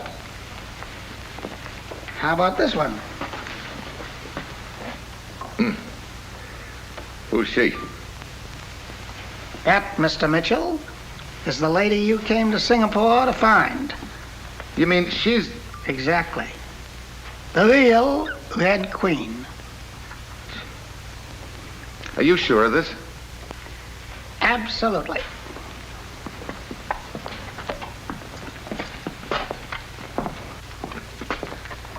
Hey, this thing gets screwier and screwier. If that dame's the Red Queen, then who's the dame at Mamie Wong's and what's she trying to sell? On the other hand, how do I know you're on the level? How do I know that's the real Red Queen? Well, as Confucius would say... Never mind Confucius. What do you say? Well, I'm afraid you'll just have to take my word for that, Mr. Mitchell. All right. What else do you know about this? I'm afraid there's a little matter of business ethics before I tell you, sir. Okay. Here you are. Go ahead. Spill. Well, the lady was very interested in stolen rubber. I know all that. What else? The lady was also very friendly with a certain Mr. Rudolph Spicer. The guy I met in the bar? Precisely. And as you know, his business is exporting rubber. Stolen rubber or otherwise? Just rubber.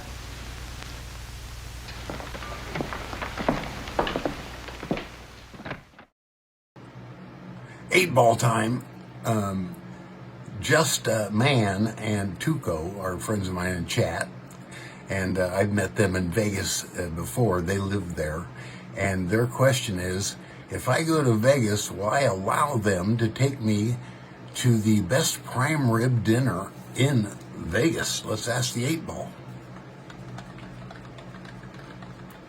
Will I let them take me to a prime rib dinner? Prospect good. Alan Thomas has asked, is tonight's show any good? Let's ask the 8-ball. 8-ball, is tonight's show any good? Consult me later. So the jury is out.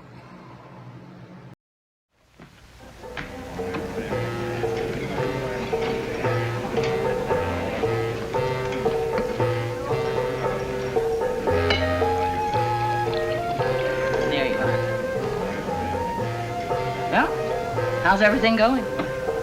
Very well, Mamie. As a matter of fact, I think everything's going to be all right.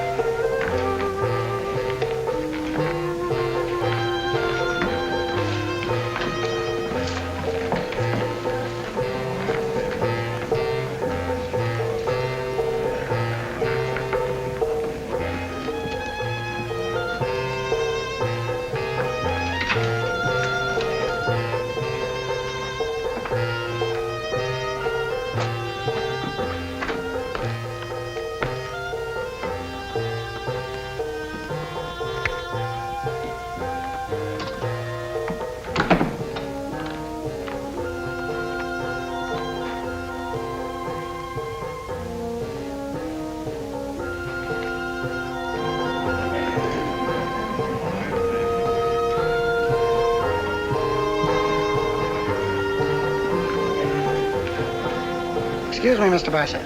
Yes? Could I speak to you a minute privately? Why?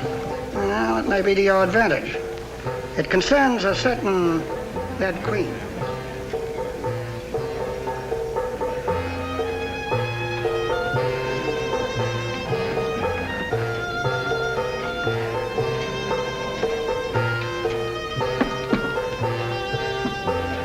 Oh, what's this about a Red Queen? Of course you understand.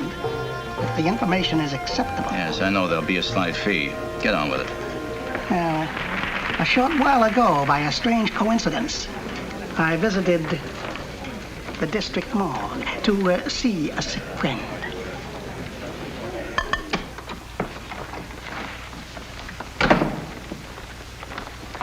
So you're the Red Queen, huh? Don't call me that. It's dangerous. All right. I'll call you Red for short. How's that? I believe you're here on business. That's right. Who stole that shipment of crude rubber and where is it? It's gone. What? I'm afraid you got here too late. Too late.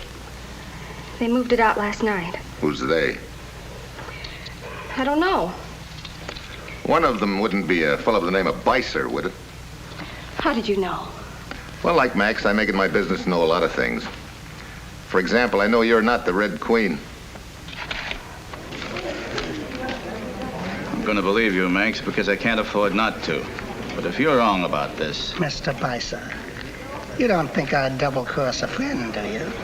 Quite frankly, yes.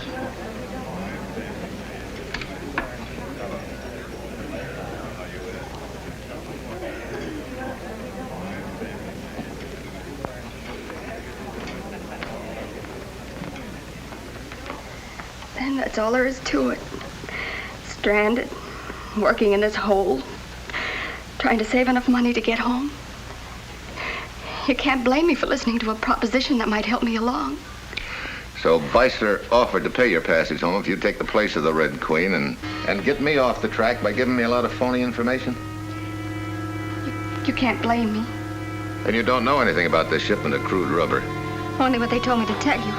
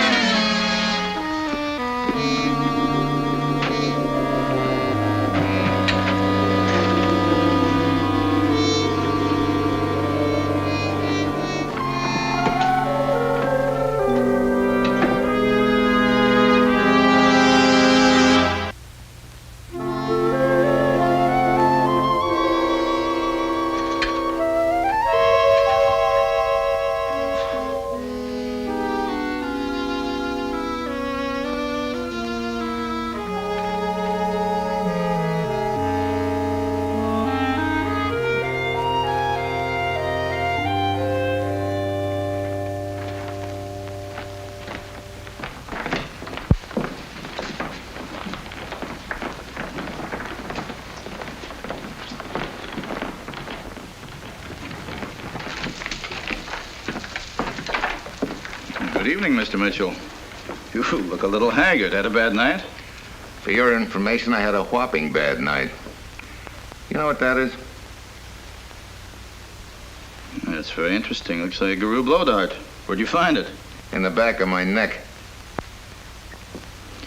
You obviously have enemies in Singapore. I hope you know who they are. I think I do. You're a very lucky man, Mr. Mitchell. You're only stunned.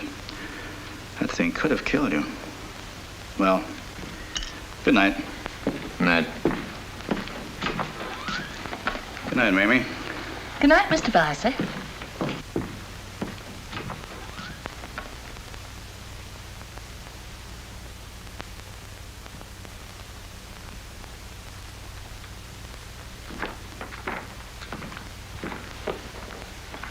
Great jumping Buddha, Steve. What's happened to you? You look as if you'd seen a ghost.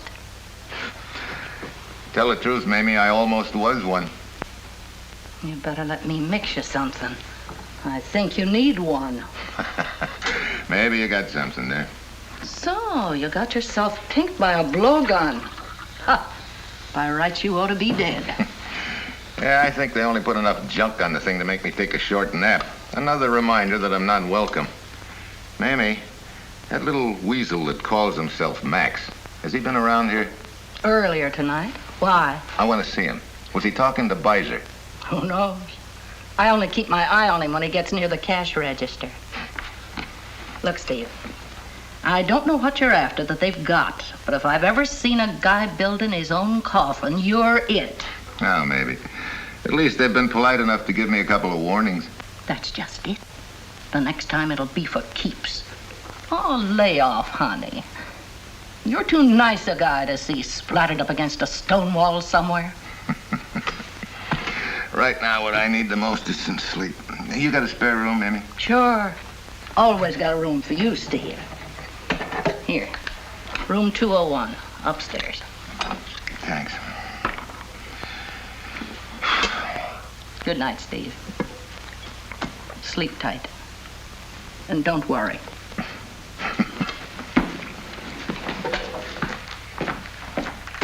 I go up to hit the sack, but I can't make it. I'm not sleepy. So far, all I've wound up with on this deal is a double cross, first by Lana and then Max. At this point, Beiser is my top boy on the suspect list, and he's got all the qualifications. He deals in rubber, he knew the Red Queen, and he seems to have a little habit of being around most of the time, which raises a little question in my mind. Is he staying close to me, or have I stumbled onto his headquarters? Maybe now's a good time to take a look around while it's nice and quiet. Yeah, I decide to do it, but I don't get very far.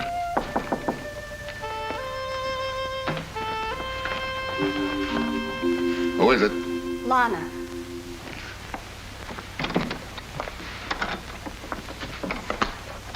What? I know it's late, but I have to talk to you. What's the general topic of conversation? You. What about me? Steve, I want to help you. Thanks, but no thanks. What do you mean? Look, first time you tried to help me, I wound up with a blowgun dart in the back of my neck, you remember? No, I'm sorry, I can't use your kind of help. Any more of that'd kill me. Steve, you've got to believe me. Everything I told you was the truth. I had nothing to do with the attempt on your life. Yeah. Sure looked like a setup to me. I tell you it wasn't. Look, all I want to do is get back to the States. Is there anything the matter with that? Well, it depends on how you go about earning a ticket. Would it be worth a ticket to you to know the location of that rubber? Is this another one of your routines, Lana? Would I risk a blowgun dart over a routine? Well, guess you got a point there. All right, let's have it.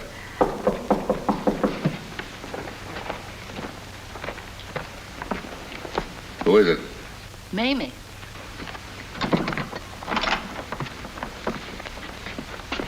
I'll see you later. Stevie?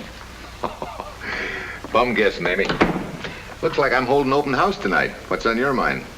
You. Oh, looks like I'm busting out all over with popularity, too. No, Stevie. You're not. That's the point. Oh? The word's gone out about you. What word? You guess. Oh, I'm due for a trip to the morgue, huh? One way. They missed you twice. This time, they won't. Where's the word come from, Mamie? Who knows, but it's here. Stevie, I'm trying to do you a favor. Either clear out or get some help. Think it over. Well, that's the least I can do, Mamie. Thanks for warning me. Sure. Be smart, Steve. Good night. Good night. Well, nothing like a friendly little word of cheer to top off the day. Mamie's only trying to do me a favor, but I'm in the deal too far to back out now. I wait a few minutes for Mamie to get back to her room, and then I head for Lana's to find out what she was about to tell me.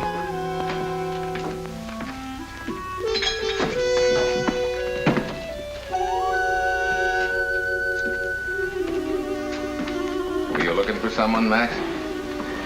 Yeah, I was on my way up to your room. What for? Slip that knife of yours between my ribs? Oh, you know I wouldn't do a thing like that, Mr. Mitchell. Sure, I know it, but do you? What were you going to Is that tell a me? nice way to talk to a friend? Sure, what were you going to tell me? Well, not so loud, will you? Were you going to tell me that you'd sold me out to Beiser? Shh! You'll get us both killed. What did you tell Beiser? Oh, I didn't tell him nothing. Look, I know you talked to Beiser. No, I didn't really. Look, Well, I found one of your half-chewed toothpicks in his ashtray. Oh, all right. I told him you knew about the Red Queen, but that's all. That's all. That's enough. You don't realize that. Well, I knew I made a mistake, so I came back to straighten it out. It was on my conscience. I ache inside whenever I don't tell the truth. Oh, brother. Look, honest, I came back to warn you. They're planning on killing you. I think I know who they are, but I want to hear you say it. It's Beiser. Where is he? Back there. Yeah, Beiser owns this building. The rubber's back there. They're planning on taking it out tonight. Oh, brother. I gotta get to a phone. I think I'll need help on this. No, I've waited as long as I can. I'm going to ship it right away. But first, I'm going to take care of Steve Mitchell. Okay, Beiser. Mitchell. Yeah.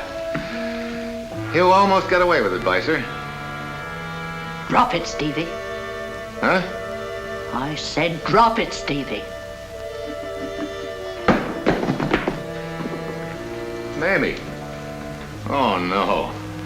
Don't tell me that you're in back of this racket. I did everything I could to warn you, to make you lay off. Yeah.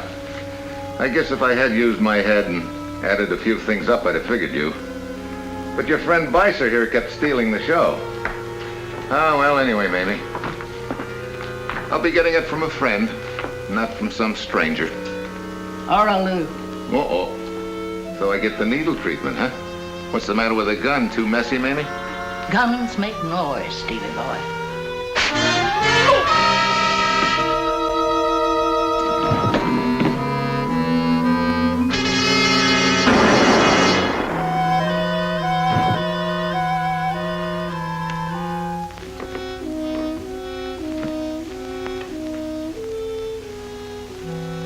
What's the matter, Mamie? I can't do it, Stevie boy. I just can't do it.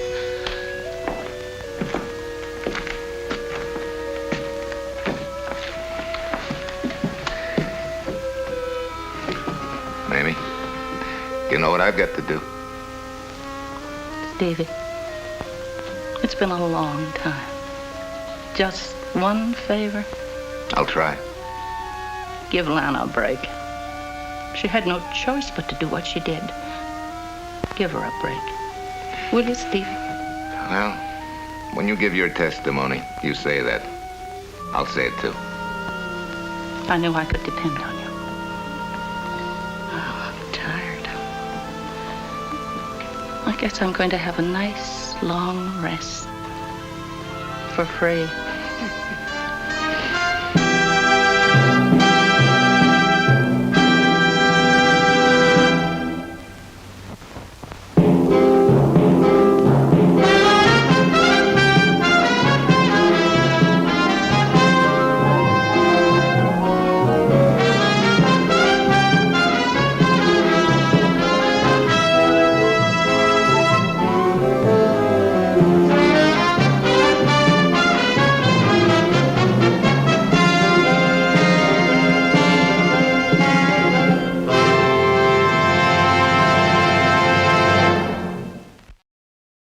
I hope you liked the show. The trivia question at the beginning of the show was, Charles Bronson was in 3 movies that the Library of Congress deemed culturally, aesthetically, historically significant. One was The Magnificent Seven. Another one was Once Upon a Time in the West, a Sergio Leone film. And the third one was House of Wax. It starred Vincent Price, very famous movie, and Bronson played Vincent's helper, and Bronson played a deaf mute named Igor. So anyway, hope you guys had fun tonight. I hope to see you soon. Take care.